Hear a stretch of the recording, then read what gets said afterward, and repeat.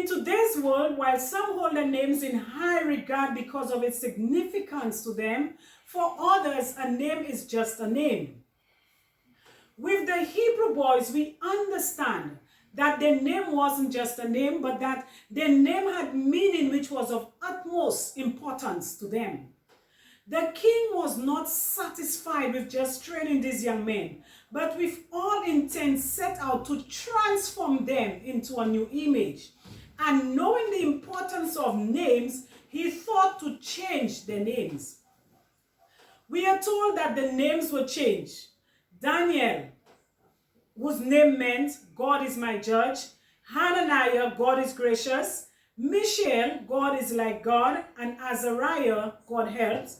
Their names were now changed and they were given names, Babylonian names, which actually represented new gods. We have Daniel, who was now known as Belshazzar, meaning Bel, protect the king. And we are told in Jeremiah 51, verse 44, that Bel was a Babylonian king. Hananiah, Shadrach, meaning command of Eku. Mishael, Meshach, meaning the Babylonian mood god. Azariah, Abednego, meaning the Babylonian god of wisdom, Nebu. In our SDA Quarterly, first quarter 2020, we studied why the name change, and what we discovered is that the names were changed signifying new indoctrination. 1. They wanted to indoctrinate them. Number 2, it was also a sign of change of ownership. So here they were being told that they now belong to the Babylonian king. Number 3, and also the name change signified a change of destiny. Now this I find very interesting, because to go to the extent of wanting to change someone's destiny is beyond comprehension. This is where I encourage you to put your hands in the hands of God, that no man can determine your destiny. Number 4, the name change also meant that the king now had authority over the Hebrew boys. And number 5, in order to fit in, their names were now changed from Hebrew to Babylonian names. Here we see that these young men names were changed as a way of getting them to forget their God, their culture, and what they knew. This name change was a way of getting them to conform to the ways of Babylon. Today, these young men are known as Shadrach, Meshach, and Abednego to many.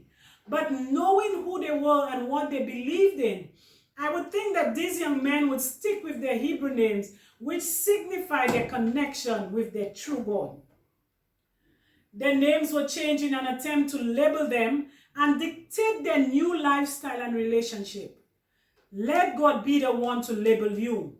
Stick with whatever he has labeled you with. You are a child of not just a king, but you are a child of the king. Do not allow anyone to change that label into what they think you should be or become. When God calls you holy, holy you are. When God calls you anointed, anointed you are. When he calls you beloved, beloved you are. Do not allow the world to change your label and place their identity on you. And even if they should, remember whose you are. Messages to Young People, chapter 16 tells us, God's stamp is upon us. He has bought us, and he desires us to remember that our physical, mental, and moral powers belong to him. Time and influence, reason, affection, and conscience all are God's and are to be used only in harmony with his will.